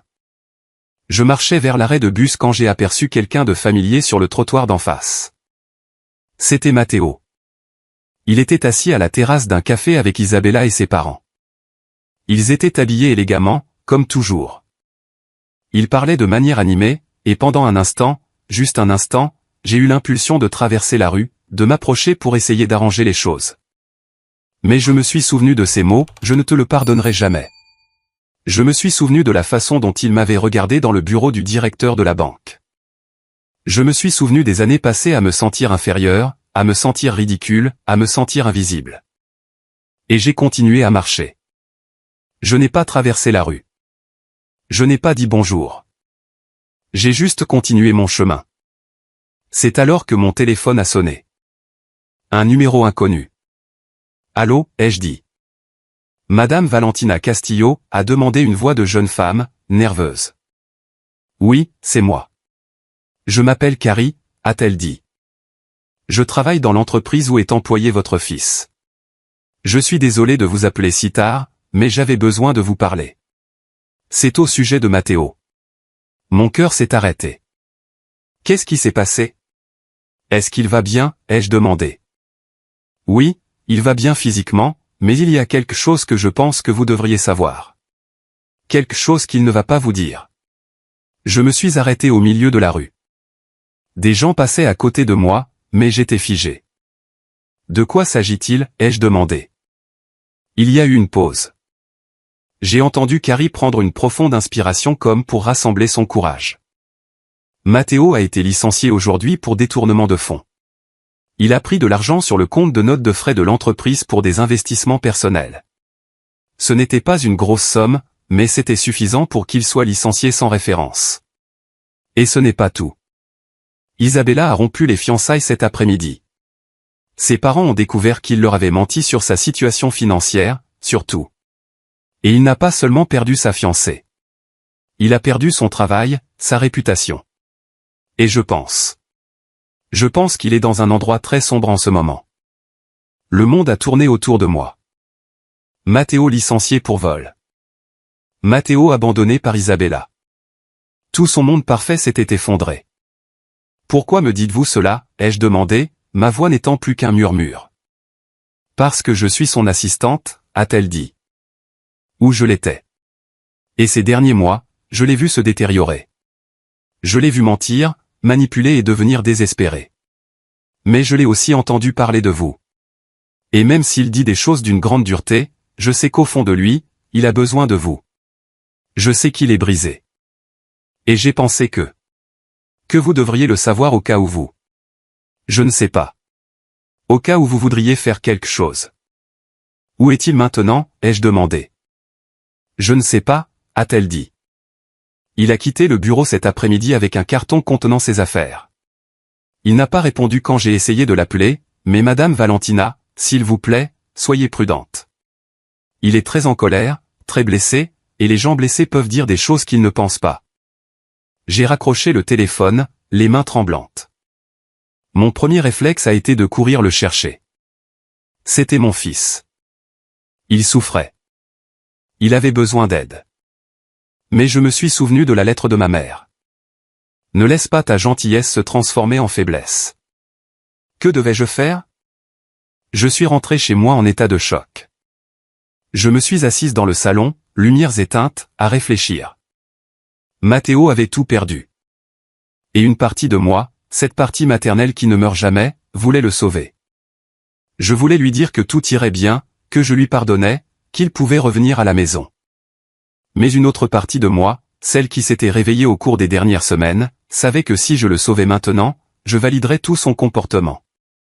Je lui apprendrais qu'il pouvait tomber encore et encore, et que maman serait toujours là pour le ramasser sans conséquence, sans limite. J'étais au milieu de ce tourbillon mental quand j'ai entendu frapper à ma porte, des coups forts, insistants et désespérés. Je me suis levé, le cœur battant à tout rompre. Je me suis approché de la porte. Qui est-ce, ai-je demandé. C'est moi, maman. S'il te plaît, ouvre, a-t-il dit. C'était Matteo, et sa voix paraissait complètement brisée. J'ai ouvert la porte lentement, et mon fils était là, mais ce n'était pas l'homme élégant et arrogant des dernières semaines. Ce Matteo avait le visage défait, les yeux rouges et gonflés, les cheveux en bataille. Sa chemise était froissée, sa cravate avait disparu et ses premiers boutons étaient détachés. Dans ses mains, il portait une boîte en carton, probablement celle contenant ses affaires de bureau. « Maman » a-t-il dit, Et sa voix s'est brisée. Maman, s'il te plaît. Je me suis écarté sans dire un mot. Il est entré en chancelant légèrement, comme s'il était ivre, bien qu'il ne sente pas l'alcool. C'était le poids de la défaite qui le faisait marcher ainsi. Il a posé la boîte sur le sol, s'est effondré sur le canapé et a enfoui son visage dans ses mains. J'ai fermé la porte. Je suis resté là à le regarder, à attendre. Une partie de moi voulait courir l'enlacer et lui dire que tout irait bien, mais je suis resté ferme. J'avais besoin qu'il parle en premier. J'avais besoin d'entendre ce qu'il avait à dire. Le silence s'est prolongé pendant plusieurs minutes. On n'entendait que sa respiration lourde et saccadée. Finalement, il a levé la tête. Ses yeux ont croisé les miens. J'ai tout perdu, a-t-il dit. Tout. Mon travail, Isabella. Sa famille, tout ce pourquoi j'ai travaillé pendant des années. Tout est fini. Je sais, ai-je répondu calmement. Ton bureau m'a appelé. Il a semblé surpris. Carrie, a-t-il demandé. Oui, ai-je dit. Elle s'inquiétait pour toi. Il a eu un rire amer, sans joie. Au moins, il y avait quelqu'un. Isabella ne m'a même pas laissé m'expliquer. Ses parents ont appelé la sécurité pour m'escorter hors de chez eux quand j'ai allé lui parler. Comme si j'étais un criminel. Comme si j'étais un déchet. Tu as pris de l'argent à l'entreprise, Matteo, ai-je dit. C'est un délit. Il s'est levé brusquement, agité. C'était un prêt. J'allais le rembourser. J'avais juste besoin d'un peu de capital de départ pour l'entreprise. Je pensais que lorsque nous commencerions à faire des bénéfices, je pourrais le remettre sans que personne ne s'en aperçoive. Mais quelqu'un s'en est aperçu, ai-je dit. Oui, a-t-il dit. Ce maudit comptable a fait un audit surprise, il m'a démasqué et m'a exposé devant tout le conseil d'administration. Il m'a humilié. Il a dit que j'étais un voleur, un escroc. Je l'ai regardé faire les 100 pas dans le petit salon comme un animal en cage. Tout en lui criait le désespoir, la rage et la honte. Et à quoi t'attendais-tu, ai-je demandé, gardant ma voix neutre. T'attendais-tu à prendre de l'argent qui ne t'appartenait pas sans que personne ne le remarque? T'attendais-tu à ce que mentir à Isabella et à ses parents n'ait aucune conséquence? Il s'est tourné vers moi et il y avait quelque chose de sauvage dans ses yeux. Je m'attendais à ce que ma propre mère me soutienne, a-t-il crié. Je m'attendais à ce que lorsque je te demandais de l'aide, tu me la donnes. Si tu avais signé ce prêt, rien de tout cela ne serait arrivé. Je n'aurais pas eu à prendre cet argent. Je n'aurais pas eu à mentir. C'est entièrement de ta faute. Ces mots sont tombés comme des pierres. Ma faute. Bien sûr, il était plus facile de m'en vouloir que d'assumer la responsabilité de ses propres choix. Non, ai-je dit fermement. Ce n'est pas de ma faute. Tu as pris ces décisions. Tu as choisi de falsifier ma signature. Tu as choisi de voler ton entreprise. Tu as choisi de mentir à Isabella. Chacune de ces décisions était la tienne, Matteo, pas la mienne. Mais tu m'y as forcé, a-t-il dit. Si tu m'avais aidé. Je t'y ai forcé? Ma voix s'est élevée, ce qui était inhabituel pour moi. Je t'ai forcé à être malhonnête? Je t'ai appris à mentir, à voler, à manipuler? C'est ce que tu crois. Il s'est tu, respirant lourdement. Je t'ai élevé pour que tu sois meilleur que cela, ai-je continué, sentant les larmes me brûler les yeux.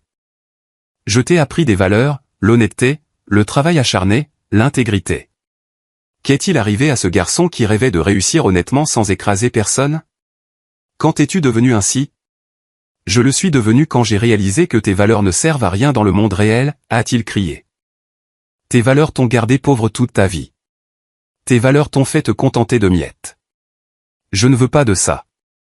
Je veux plus. Et regarde où t'a mené le fait de vouloir plus sans penser aux conséquences, ai-je répondu, montrant du doigt la boîte sur le sol. Voilà ton plus. Une boîte d'affaires personnelles et aucun avenir. Il s'est à nouveau effondré sur le canapé, couvrant son visage de ses mains, puis il a commencé à pleurer. Pas des sanglots étouffés, mais des pleurs profonds, déchirants. Le genre de pleurs que l'on a lorsqu'on fait enfin face aux ruines de sa propre création. Mon cœur de mère saignait.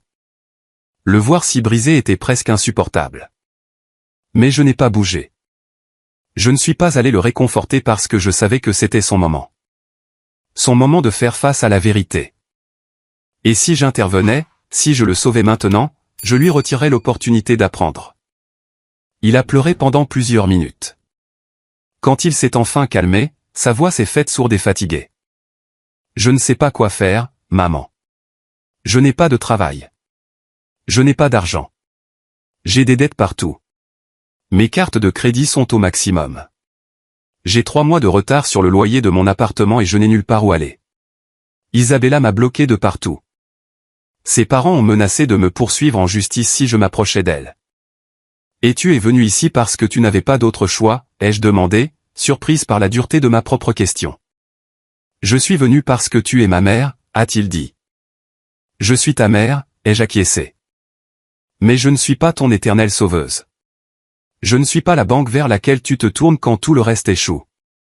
Je ne suis pas le filet de sécurité que tu peux ignorer quand cela t'arrange et utiliser quand tu en as besoin. Et alors, a-t-il dit. Tu vas me mettre dehors? Tu vas me fermer la porte au nez comme tous les autres? Je me suis assise en face de lui. Je l'ai regardé droit dans les yeux. Je vais faire quelque chose que j'aurais dû faire il y a des années. Je vais te dire la vérité, même si elle fait mal. Tu es devenu quelqu'un qui utilise les gens, qui manipule, qui ment. Et le pire, c'est que tu crois avoir le droit de le faire parce que la vie ne t'a pas donné ce que tu estimes mériter. Mais la vérité, Matteo, c'est que personne ne te doit rien. Ni moi, ni Isabella, ni le monde. Si tu veux quelque chose, tu dois le gagner honnêtement. Et si tu le perds à cause de tes propres mauvaises décisions, tu dois en affronter les conséquences. On dirait que tu me détestes, a-t-il murmuré. Je ne te déteste pas. Je t'aime. Je t'aimerai toujours. Tu es mon fils. Mais je ne vais pas te laisser m'utiliser. Je ne vais pas te laisser détruire ma vie pour essayer de sauver la tienne. Et je ne vais pas te sortir d'une situation que tu as toi-même créée. Il est resté silencieux, assimilant mes paroles. Alors, tu ne vas pas m'aider, a-t-il demandé. Je n'ai pas dit cela, ai-je répondu. J'ai dit que je ne vais pas te sauver. Mais je peux t'offrir quelque chose de différent. Tu peux rester ici, dans cette maison, dans ton ancienne chambre, mais sous condition. Il a levé les yeux, plein d'espoir. Quelles conditions, a-t-il demandé.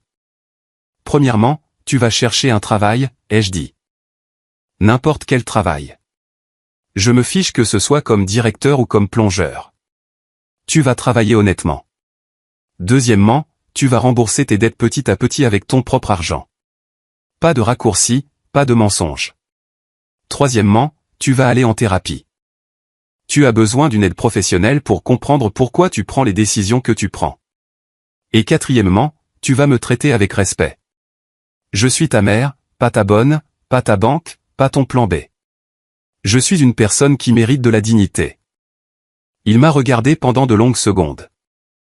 J'ai vu la bataille interne dans ses yeux. La fierté luttant contre le désespoir, la honte luttant contre le besoin. Et si j'accepte, a-t-il finalement demandé. Alors tu as un toit au-dessus de ta tête. Tu as à manger. Tu as quelqu'un qui croit que tu peux encore devenir meilleur. Mais tu n'auras pas de sauvetage facile. Tu n'auras pas quelqu'un qui résout tes problèmes à ta place. Tu auras une mère qui t'aime assez pour te laisser tomber et apprendre. Et si je n'accepte pas? A-t-il demandé. Alors je te souhaite bonne chance. La porte est juste là. Tu es libre de partir. Le silence qui a suivi était dense. Matteo regardait le sol, ses mains jointes, tremblant légèrement. J'ai vu le moment exact où sa fierté a cédé, le moment où la réalité de sa situation l'a frappé de plein fouet. J'accepte, a-t-il chuchoté. J'accepte tes conditions. J'ai hoché la tête. Alors tu peux rester ce soir. Nous commencerons demain. Demain, je t'aiderai à refaire un curriculum vie, à chercher un travail, à réorganiser ta vie. Mais ce soir, repose-toi. Je me suis levé pour aller dans ma chambre quand sa voix m'a arrêté. Maman, a-t-il dit. Je me suis retourné. Je suis désolé, a-t-il dit, pour tout. Pour t'avoir traité de ridicule, pour avoir utilisé ton nom, pour tout. Ces mots étaient sincères. Je pouvais le voir dans ses yeux. Mais je savais aussi que les excuses n'étaient qu'un début. Le véritable changement viendrait avec les actes, avec le temps, avec un effort constant. Je sais, ai-je simplement dit. Bonne nuit, Matteo. Cette nuit-là, allongé dans mon lit, j'ai doute d'entendre du mouvement dans la pièce d'à côté. Matteo rangeait ses affaires, s'installant dans l'espace qu'il avait quitté il y a des années. Et bien que je sache que le chemin à parcourir serait difficile, qu'il y aurait des rechutes, qu'il y aurait des moments de frustration, je savais aussi autre chose. J'avais fixé des limites. J'avais défendu ma dignité. Et cela, peu importe ce qui se passerait ensuite, était une victoire. Mais l'univers me réservait une dernière leçon, une leçon qui viendrait de là où je m'y attendais le moins. Les premiers jours avec Matteo à la maison ont été étranges et maladroits, comme apprendre à danser une nouvelle danse avec un ancien partenaire. Il dormait dans son ancienne chambre, que j'avais gardée presque intacte toutes ces années. Le matin, nous prenions le petit déjeuner ensemble en silence. Je préparais le café et les tartines. Il mangeait, les yeux fixés sur son téléphone, à la recherche d'offres d'emploi. La réalité de sa situation le frappait par vagues. Parfois, je le trouvais assis sur le canapé, le regard vide, avec cette expression de quelqu'un qui ne peut pas croire à quel point sa vie a changé si radicalement. D'autres fois, je l'entendais au téléphone essayer d'expliquer à ses anciens collègues ce qui s'était passé, pourquoi il avait été licencié. Les conversations se terminaient toujours mal. Les gens ne voulaient pas être associés à quelqu'un marqué par la malhonnêteté. Le premier emploi qu'il a trouvé a été dans une épicerie, à mettre des produits en rayon, payé au salaire minimum, en équipe de nuit. Je l'ai vu partir cette première nuit dans son uniforme, la tête basse, les mains dans les poches. L'homme qui avait rêvé d'entreprise et d'accord à $1 million rangeait maintenant des boîtes de conserve de haricots à 2 heures du matin. Une partie de moi avait mal pour lui, mais une autre savait que c'était nécessaire, que toucher le fond était le seul moyen de reconstruire sur des bases solides. Une semaine après avoir commencé à travailler, il est rentré particulièrement silencieux.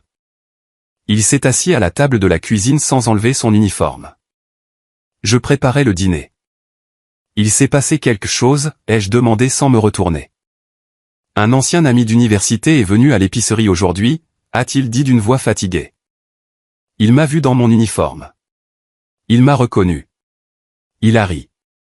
Il a appelé d'autres amis et leur a raconté. En moins d'1 heure, j'ai reçu des messages de tout le monde se moquant de moi. Je me suis retourné pour le regarder. Ses yeux étaient rouges, mais il ne pleurait pas. C'était quelque chose de pire. De la pure humiliation.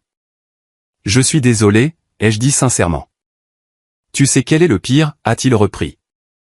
Il y a 2 mois, j'aurais été le premier à rire de quelqu'un dans ma situation. J'aurais pensé que c'était un perdant, qu'il le méritait pour avoir échoué. Et maintenant, c'est moi. C'est moi que tout le monde regarde avec pitié ou dérision. Il a enlevé sa casquette d'uniforme et l'a posée sur la table. Maman, comment as-tu fait? Comment as-tu supporté pendant des années de travailler en sachant que ce n'était pas assez, en sachant que les gens te considéraient comme moins que rien? Je me suis assise en face de lui. Parce que je savais que ma valeur ne venait pas de mon travail, ai-je dit. Elle venait de qui j'étais, de mon intégrité, de ma capacité à garder la tête haute peu importe ce que pensaient les autres. Et parce que j'avais une raison de le faire, j'avais un fils à élever. Un fils qui était ma motivation pour me lever chaque jour. Il a baissé les yeux. Je n'ai pas ça, a-t-il dit. Je n'ai pas de motivation. Je n'ai pas de raison. J'ai juste des dettes et de la honte. Alors trouve-la, ai-je dit fermement. Trouve ta raison. Mais ne la cherche pas pour impressionner les autres. Ne le fais pas pour prouver quoi que ce soit à Isabella ou à sa famille. Que ce soit quelque chose de réel, quelque chose qui t'appartienne. Il a hoché la tête lentement, comme s'il assimilait mes paroles. Les jours sont devenus des semaines. Matteo travaillait, rentrait épuisé, dormait et répétait le cycle. Il a commencé à rembourser de petites sommes pour ses dettes. $20 par-ci, 30 par-là. Rien de significatif, mais c'était un début. Il a également commencé à aller en thérapie, comme nous en étions convenus. Il ne parlait pas beaucoup de ce qu'il abordait lors des séances, mais je pouvais voir des changements subtils, moins de défensive, plus de réflexion. Un après-midi, j'étais au travail quand j'ai reçu un appel de la banque. C'était Robert Mendes, le directeur. Madame Castillo, bonjour. J'espère que je ne vous dérange pas, aucun problème, ai-je dit. Comment puis-je vous aider? En fait, je vous appelle parce que j'aimerais vous parler de quelque chose. Pourriez-vous venir à la banque demain, disons à 15 heures? Mon cœur s'est emballé. Y avait-il un problème? Matteo avait-il encore tenté quelque chose? C'est au sujet de mon fils, ai-je demandé. Non, non, a-t-il dit.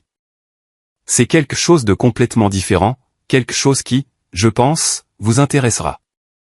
J'ai accepté, intriguée et nerveuse. Le lendemain, je suis arrivé à l'heure au rendez-vous. Robert m'a accueilli avec un sourire chaleureux et m'a conduite à son bureau. Madame Castillo, merci de venir. Je veux vous parler de quelque chose d'inhabituel mais d'enthousiasmant. Il a ouvert un dossier sur son bureau. Depuis notre dernière rencontre, j'ai beaucoup pensé à votre situation, à votre force, à la décision que vous avez prise, et j'ai aussi examiné votre historique financier de plus près. 38 ans de travail impeccable, jamais un retard de paiement, jamais une doute d'impayé, jamais un découvert. C'est extraordinaire à notre époque. J'ai juste fait ce qui était juste, ai-je dit, ne comprenant pas où il voulait en venir. Exactement, madame. Et cela a de la valeur, plus de valeur que vous ne le pensez. Vous voyez, la banque met en place un nouveau programme, un programme d'éducation financière pour la communauté. Nous voulons apprendre aux gens, en particulier aux femmes à faible revenu, comment gérer leurs finances, comment épargner, comment se protéger de la fraude, comment construire un avenir solide avec des ressources limitées. Je me suis penché en avant, écoutant attentivement. Et nous avons besoin d'animatrices, a-t-il dit. Des femmes qui ont vécu ces expériences, qui comprennent les difficultés, qui peuvent enseigner à partir d'une expérience vécue, et pas seulement théorique. J'ai pensé à vous, à votre histoire, à votre dignité, à votre sagesse financière malgré des ressources limitées. Je pense que vous seriez parfaite pour ce rôle. Je suis resté sans voix. On m'offrait un emploi à 63 ans. Ce serait un poste à temps partiel, a-t-il poursuivi. 2 après-midi par semaine, le salaire est modeste mais décent, et vous auriez l'opportunité d'avoir un impact sur des vies, d'enseigner à d'autres femmes ce que vous avez appris au fil des décennies. J'ai senti des larmes me monter aux yeux. Je ne sais pas quoi dire, ai-je dit. Dites oui, a-t-il souri. Je suis sorti de la banque sur un nuage. Quelqu'un avait vu de la valeur en moi, non pas dans ce que je pouvais donner aux autres, non pas dans mon sacrifice, mais dans qui j'étais, dans mon expérience, dans ma sagesse. Cette nuit-là, j'ai parlé de l'offre à Matteo. Nous étions en train de dîner ensemble, une habitude que nous avions reprise comme un rituel. Maman, c'est incroyable, a-t-il dit. Et pour la première fois depuis des semaines, j'ai vu une lueur de joie sincère dans ses yeux. Tu devrais accepter. Tu crois? J'ai déjà 63 ans, et j'ai déjà mon travail au cabinet d'avocat. Justement, a-t-il dit. C'est pour cela que tu devrais le faire. Parce que tu as encore de la vie devant toi. Parce que tu mérites de faire quelque chose qui t'épanouit, pas seulement quelque chose qui paie les factures. Ces mots m'ont surprise. C'était comme entendre des échos de conversations que nous avions eues des années auparavant, quand il était jeune et rêvait que j'ai une vie meilleure. Depuis quand es-tu devenu si sage, ai-je demandé en souriant. Je ne suis pas sage, a-t-il répondu en remuant la nourriture dans son assiette. Mais j'apprends. La thérapie m'aide et le fait de revivre avec toi me montre des choses que j'avais oubliées ou que je n'avais jamais valorisées. Comme quoi, ai-je demandé. Il a levé les yeux. Comme le fait que la vraie richesse n'est pas l'argent, c'est la paix. Tu as toujours eu la paix, maman. Même quand tu n'avais rien d'autre. Et moi, j'avais de l'argent, du statut. Et je n'ai jamais eu la paix. J'étais toujours anxieux, toujours à chercher plus, à avoir l'impression de ne pas être assez bien. J'ai tendu la main de l'autre côté de la table. Il l'a prise. Tu vas t'en sortir, mon fils, ai-je dit. Cela va prendre du temps, mais tu vas t'en sortir. Merci de ne pas m'avoir abandonné, a-t-il dit, la voix brisée. Merci d'avoir fixé des limites, de ne pas m'avoir sauvé. Je sais que c'était difficile. Je sais que cela fait encore mal, mais c'était ce dont j'avais besoin. Il m'a serré la main. 2 jours plus tard, j'ai accepté l'offre de la banque. Je commencerai dans 1 mois. J'ai donné ma démission au cabinet d'avocat après presque 4 décennies. C'était doux amer. Mes collègues ont pleuré. Madame Reynolds m'a serré dans ses bras et m'a dit qu'elle était fière de moi. Matteo a continué à travailler à l'épicerie, mais il a également commencé à suivre des cours en ligne le soir, comptabilité, éthique des affaires. Il reconstruisait, cette fois sur des bases réelles. Une nuit, un mois après le début de tout cela, nous regardions la télévision ensemble quand on a sonné à la porte. Il était 21h. Qui cela pouvait-il être? J'ai ouvert la porte et je me suis figé. C'était Isabella, mais pas l'Isabella élégante et parfaite que je connaissais. Cette Isabella avait les yeux gonflés, le maquillage étalé et les cheveux en désordre. Elle portait des vêtements décontractés, pas de bijoux, et n'avait plus rien de cet air de supériorité. « Madame Castillo » a-t-elle dit d'une voix tremblante, « j'ai besoin de vous parler, s'il vous plaît. » Je l'ai laissée entrer, même si chaque fibre de mon être me dictait d'être prudente. Isabella est entrée lentement, regardant autour de mon humble salon comme si elle le voyait pour la première fois. Matteo s'est levé du canapé, pâle comme la mort. « Isabella, qu'est-ce que tu fais ici ?» a-t-il demandé. Elle ne l'a pas regardé. Elle m'a regardé. « Madame Castillo, est-ce qu'on peut parler seul, s'il vous plaît ?» J'ai regardé Matteo. Il semblait blessé, mais a hoché la tête et s'est rendu dans sa chambre en fermant la porte derrière lui. « Assieds-toi » ai-je dit en désignant le canapé. Elle s'est assise sur le bord, nerveuse, se tordant les mains. Je me suis assise en face d'elle, en attendant. « Je ne sais pas par où commencer » a-t-elle débuté d'une voix tremblante. Je suppose que je devrais commencer par m'excuser pour tout. Pour la façon dont je vous ai traité, pour avoir permis à mes parents de vous traiter ainsi, pour vous avoir fait sentir que vous n'étiez pas assez bien.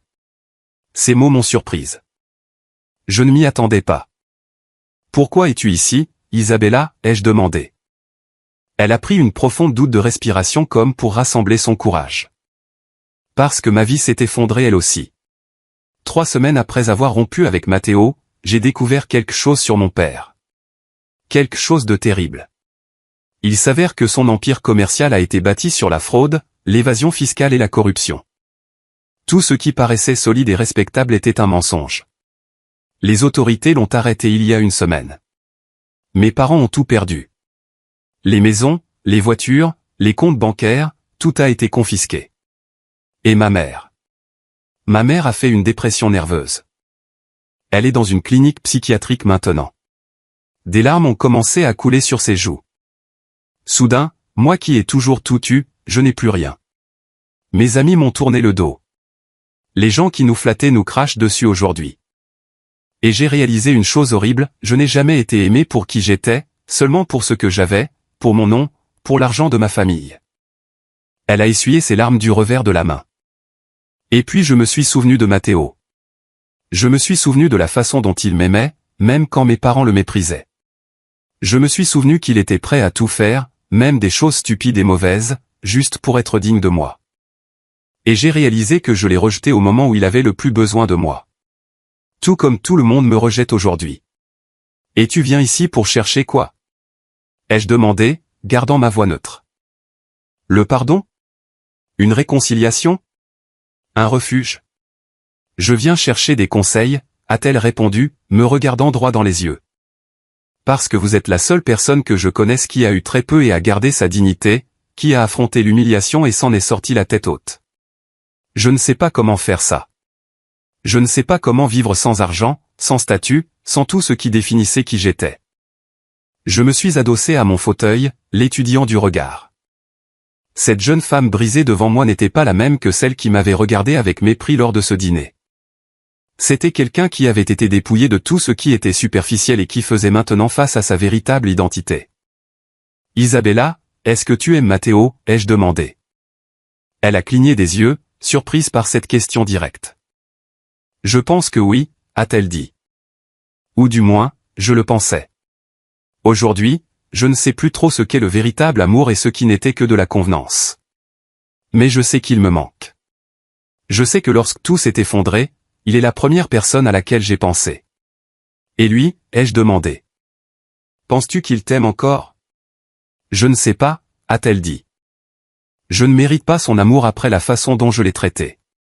Tu as raison, ai-je hoché la tête lentement. Tu ne le mérites pas. Mais l'amour n'est pas toujours une question de mérite. Parfois, c'est une question de choix.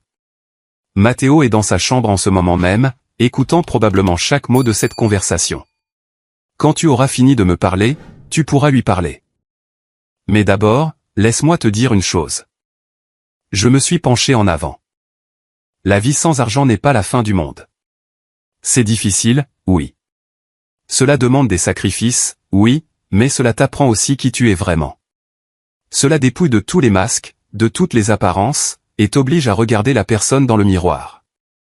Et cette personne, Isabella, est la seule qui importe. Non pas ce que les autres pensent de toi, pas ton statut social. Toi, ton caractère, ton intégrité, ta capacité à aimer et à être aimé inconditionnellement. Comment fait-on cela? A-t-elle demandé d'une voix perdue, presque enfantine. Comment construit-on cela? On commence par être honnête avec soi-même et avec les autres, ai-je dit. On reconnaît ses erreurs. On demande pardon là où c'est nécessaire, puis on travaille jour après jour, en reconstruisant sa vie sur des valeurs réelles, pas sur des apparences. Elle a hoché la tête, absorbant mes paroles. Matteo est en train de faire cela aujourd'hui, ai-je continué. Il travaille dans une épicerie. Il rembourse ses dettes. Il va en thérapie. Il apprend à être un homme véritable, pas une caricature de ce qu'il pensait devoir être. Et il est plus heureux, plus authentique qu'il ne l'a été depuis des années. Penses-tu qu'il me pardonnera, a-t-elle demandé. Tu devras lui poser la question, ai-je dit. Mais je te dis ceci, si vous devez être ensemble, ce doit être sur des fondations complètement nouvelles. Pas de mensonges, pas de faux semblants, pas de jeu de pouvoir.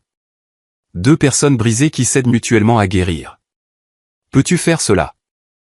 Je peux essayer, a-t-elle chuchoté. Je me suis levé, j'ai marché jusqu'à la porte de la chambre de Matteo et j'ai frappé doucement. Mon fils, Isabella veut te parler, ai-je dit. La porte s'est ouverte. Matteo est sorti, les yeux rouges. Il avait pleuré. Les deux jeunes gens se sont regardés pendant de longues secondes. Toute la douleur, toute l'histoire, tout l'amour compliqué entreflottait dans l'air. Je vais faire une promenade, ai-je dit. Prenez tout le temps qu'il vous faut. Je suis sorti de chez moi, les laissant seuls. J'ai marché dans le quartier sous les étoiles. C'était une nuit claire et fraîche et, tout en marchant, je réfléchissais à tout ce qui s'était passé ces derniers mois. J'avais perdu la version de mon fils que je connaissais, mais j'avais gagné l'opportunité de faire la connaissance de l'homme qu'il était en train de devenir. J'avais fixé des limites douloureuses, mais j'avais retrouvé ma dignité. J'avais dit non alors que toute ma vie j'avais dit oui, et le ciel ne m'était pas tombé sur la tête, le monde ne s'était pas arrêté. Je me suis souvenu de ce moment à la banque, des semaines auparavant, quand le directeur avait dit « Votre nom, Madame Castillo, est le seul qui pourrait être approuvé pour un prêt de cette envergure. » Et je me suis souvenu de la façon dont, avec un sourire calme sur le visage, je lui avais répondu par seulement 4 mots. 4 mots qui avaient tout changé. 4 mots qui marquaient le moment où Valentina Castillo cessait d'être une femme qui vivait pour les autres et devenait une femme qui vivait pour elle-même. Alors la réponse est non. Il n'y avait pas eu de drame. Pas d'explications élaborées. Juste ces 4 mots, clairs, fermes et définitifs. Et avec ces 4 mots, je m'étais libéré. Quand je suis rentré chez moi 1 heure plus tard, Matteo et Isabella étaient assis sur le canapé et parlaient à voix basse. Je ne les ai pas interrompus. Je suis simplement allé dans ma chambre. Je leur ai laissé leur espace.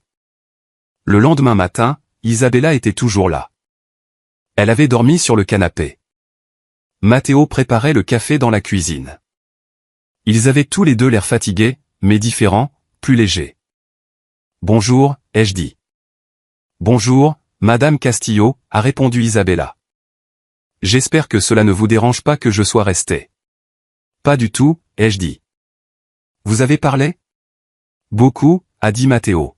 « Et nous avons décidé quelque chose.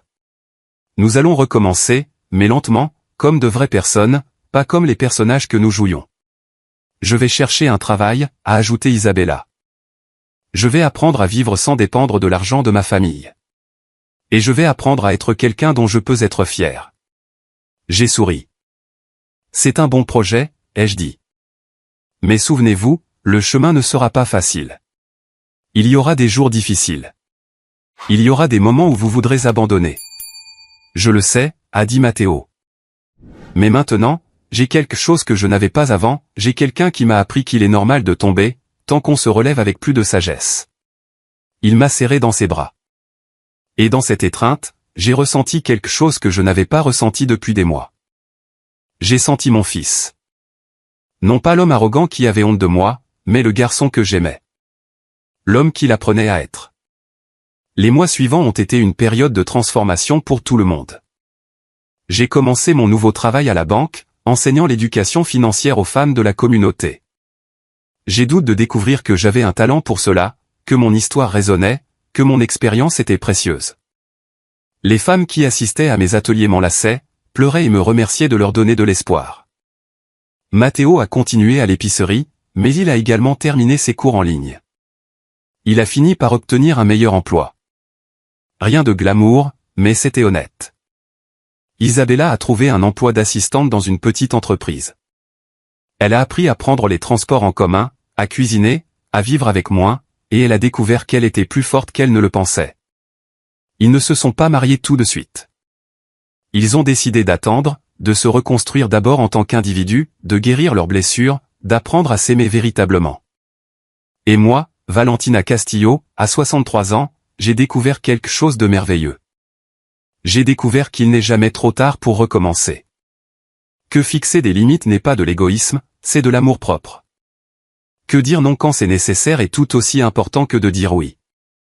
Et que la vraie richesse n'est pas dans ce que l'on possède, mais dans qui l'on est. 2 ans se sont écoulés depuis cette terrible scène où mon fils m'a traité de ridicule. 2 ans depuis que j'ai failli tout perdre en le sauvant une fois de plus. Et je regarde en arrière, et je suis reconnaissante. Je suis reconnaissante pour la douleur, car elle m'a appris la force. Je suis reconnaissante pour la perte, car elle m'a montré ce qui comptait vraiment. Je suis reconnaissante d'avoir dit non, car cela m'a rendu ma vie. Si mon histoire ne serait-ce qu'une seule mère à ouvrir les yeux, à poser des limites, à se rappeler qu'elle compte elle aussi, chaque larme, chaque moment difficile, chaque décision douloureuse en aura valu la peine. Parce qu'en fin de compte, mes chers amis qui m'écoutez, l'amour le plus important que nous puissions donner n'est pas celui qui sacrifie notre dignité. C'est celui qui honore notre être véritable. Et quand nous apprenons à nous aimer nous-mêmes, alors seulement pouvons-nous vraiment aimer les autres d'une manière saine. Je m'appelle Valentina Castillo. J'ai 65 ans. Et enfin, après toute une vie, je le suis.